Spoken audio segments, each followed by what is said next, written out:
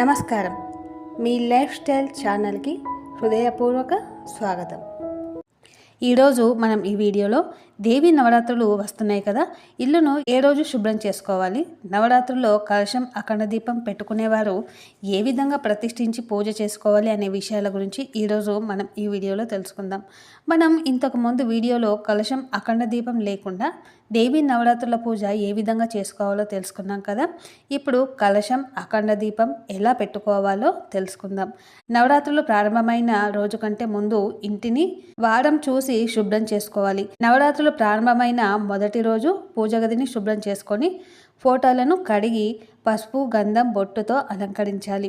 కలశం అఖండ దీపం కొందరు పెట్టుకుంటారు, కొందరు పెట్టుకోరు.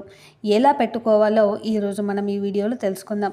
కలశం ఎలా పెట్టుకోవాలి అంటే ఒక ప్లేటును తీసుకోవాలి, దానిని గంధం పసుపు బొట్టుతో అలంకరించాలి. ప్లేట్లో బియ్యం పొయ్యాలి, అందులో పసుపు బొట్టు వెయ్యాలి. ఇప్పుడు ఒక రాగి చెంబు తీసుకోవాలి, లేదా ఇత్తడి చెంబైనా పర్వాలేదు. చెంబుని పసుపు బొట్టు గంధంతో అలంకరించాలి. రాగి చెంబులో శుభ్రమైన నీటిని పొయ్యాలి. తర్వాత ఇందులో పసుపు బొట్టు గంధం, అక్షింతలు, వట్టివేరు, జవ్వాది పౌడరు, సువాసన వచ్చే అత్తరు వెయ్యాలి. అందులో ఒక పువ్వు, అక్షింతలు, ఒక కాయను వెయ్యాలి. ఇప్పుడు దీంట్లో మామిడి ఆకులు పెట్టుకోవాలి. మామిడి ఆకులు లేకపోతే తమలపాకులైనా పెట్టుకోవచ్చు.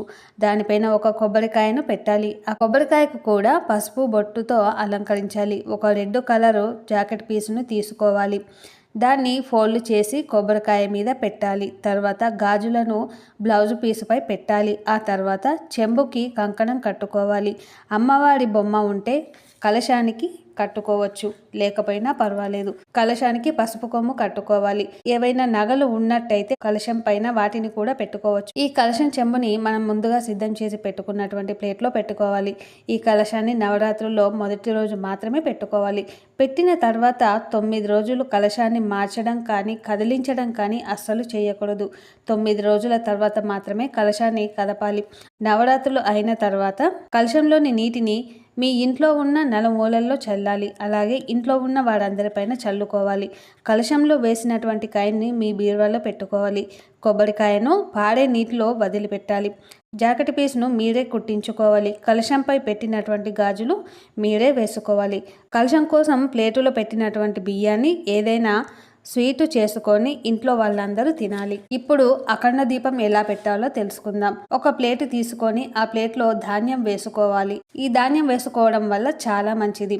వీటిపైన పసుపు బొట్టు వెయ్యాలి. ఒక మట్టి ప్రమిదను తీసుకోవాలి, దానికి బయట పసుపు రాసుకోవాలి, బొట్టు పెట్టాలి. అఖండ దీపం 9 రోజుల పాటు వెలుగుతుంది కాబట్టి ఇందులో ఆవు నెయ్యి కానీ నువ్వుల నూనె కానీ వెయ్యాలి. అందులో వేసే వత్తి అఖండ వత్తి ఉంటుంది. ఇలాంటి వత్తులు వేస్తే అఖండ దీపం తొందరగా కొండెక్కకుండా ఉంటుంది. కలశ స్థాపన చేస్తే అఖండ దీపం పెట్టుకోవాలా అని చాలామందికి డౌట్ వస్తుంది. ఏమీ అవసరం లేదు, మీకు ఎలా వీలుంటే అలా చేసుకోవచ్చు. అమ్మవారికి భక్తితో పూజ చేయడం ముఖ్యం. నిష్టగా పూజ చేసి అఖండ దీపాన్ని 9 రోజుల పాటు చూసుకోగలము అనుకుంటేనే అఖండ దీపం పెట్టుకోవాలి. అఖండ దీపం కొండెక్కకుండా చూసుకోవాలి. ఒకవేళ అఖండ దీపం కొండెక్కినట్లయితే ఏం చేయాలి అంటే అందులో ఉన్న వత్తిని తీసి కొత్త వత్తి వేసి అందులో నూనె కొంచెం వేసి దీపారాధన చేసి అమ్మవారికి క్షమాపణ చెప్పుకొని ఇక మీదట ఇలాంటి తప్పు జరగకుండా చూసుకుంటాను అని అమ్మవారికి చెప్పుకోవాలి అని అంటారు. ఈ విధంగా అఖండ దీపం వెలిగించి 9 రోజులు పూజ చేసిన తర్వాత అమ్మవారి ఫోటోను కదిపిన తర్వాత అఖండ దీపం కొండెక్కనంత వరకు దీపం అలాగే ఉంచాలి. అఖండ దీపం కొండెక్కిన తర్వాత తీసివేయవచ్చు.